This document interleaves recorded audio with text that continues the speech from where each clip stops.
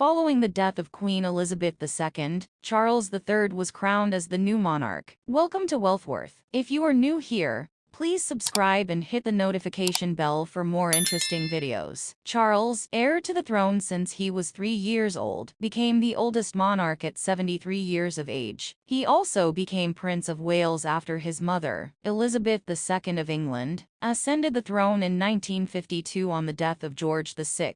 Charles's total fortune is estimated at around £1.8 billion, which is a whopping $2.3 billion, according to The Guardian. The reason for these large economic figures is based to a large extent on the value of the heritage inherited from the British Crown. In the case of Queen Elizabeth II, it included art, jewelry, and 2 royal residences, Balmoral and Sandringham. On the other hand, Charles III owns the so-called Duchy of Lancaster, whose owner is always the King of England. Its function is based on bringing together the private assets of the British kings, as well as the noble titles of the family. According to El País, it consists of 19,000 hectares spread over farms, quarries, and mines of sandstone, limestone, and gypsum for construction, castles, urban residential developments, and commercial premises throughout England and Wales. According to sources, the value of this duchy is about $818 million,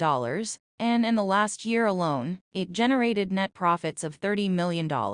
All this is added to the aforementioned sovereign subsidy, which is the budget item provided by the state for its official duties. This payment to the royal house is also intended for the maintenance of the royal palaces, and to cover the expenses of the official trips made by the monarchy. Last year, they received £86 million, $107 million for this concept. Another element also added is that there are reportedly more than 32,000 swans and an indeterminate number of whales, dolphins, and sturgeons. For over 800 years, these species have lived free in UK waters and are considered crown property. The measure came into effect in the 12th century when swans were part of the diet of British royalty. A law passed by the Conservative Prime Minister John Major in 1993 exempts the British royal house from paying inheritance tax on the inheritance of the previous king or queen. For this reason, Carlos III will not have to declare said lien after the death of his mother in September. This rate is usually 40% for assets exceeding £325,000.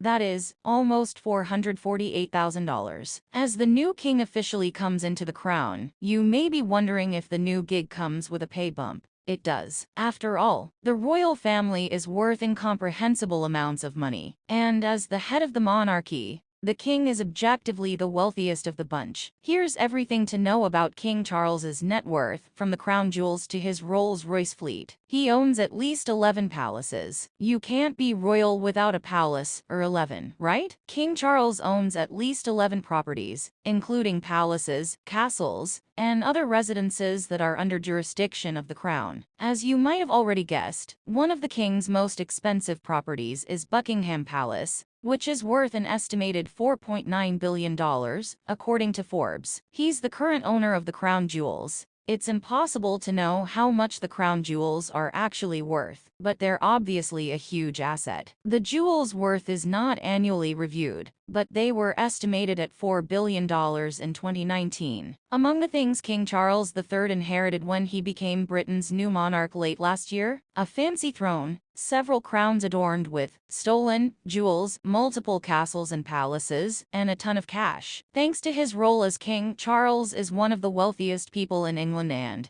if you're wondering where his money comes from, that would be the royal family's private wealth, as well as stamps. Truly, so many stamps. But before we get to Charles's personal fortune, here's a breakdown of what the firm is worth. The firm is both inextricably linked to and exists independently from King Charles. The New York Times describes it as an enterprise that reaches well beyond the royals themselves, encompassing an army of private secretaries.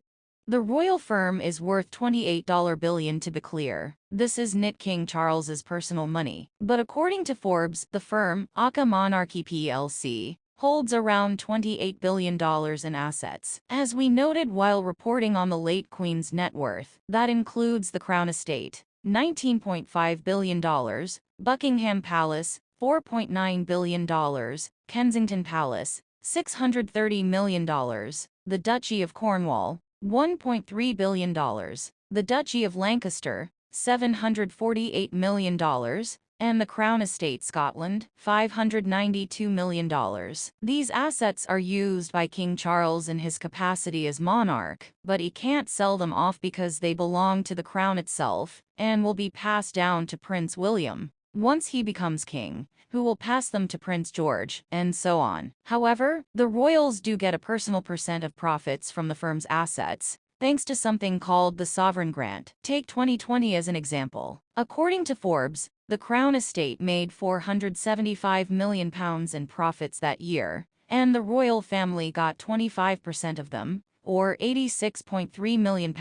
The rest of that 75%, it went to the British Treasury. At this point, you're probably wondering what that £86.3 million gets spent on. Well, the BBC reports that the 2021 to 2022 sovereign grant money was mostly used for maintenance of various palaces, castles, but it's also used by the royals themselves, not just King Charles, to pay for tours and engagements. In other words, when you see Prince William and Kate Middleton go on their tours around the world, not jealous, that'll be paid for by the sovereign grant. He inherited $500 million from the Queen per the Telegraph's reporting. The Queen had $500 million, I repeat, $500 million, in personal investments that were mostly in British blue-chip shares. The bulk of her fortune is expected to have passed directly to Charles, including a huge art collection, a fancy and questionable jewelry collection, private royal homes, and a casual stamp collection. And please be advised, this is not just any stamp collection. This thing is valued at £100 million.